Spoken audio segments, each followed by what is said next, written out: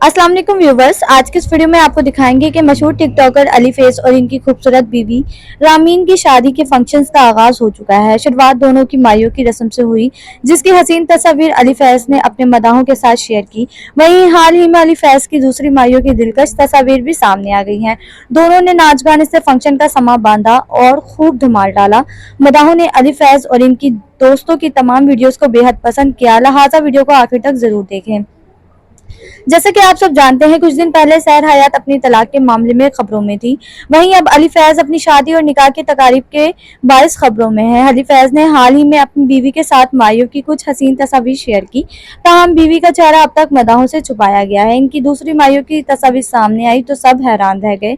मदाहों का कहना है कि अली फैज भी वाकई टिकटॉकर्स की तरह बहुत धूमधाम से फंक्शन करेंगे। पहली माइयों की खूबसूरत तस्वीर तो सामने आ चुकी है और अब आप इनकी दूसरी माइयों की डांस वीडियो भी स्क्रीन पर देख सकते हैं।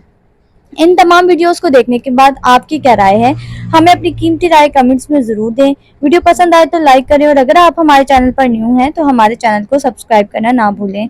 अपना बहुत सारा ख्याल रखिएगा। Thanks for watching. Allah Hafiz.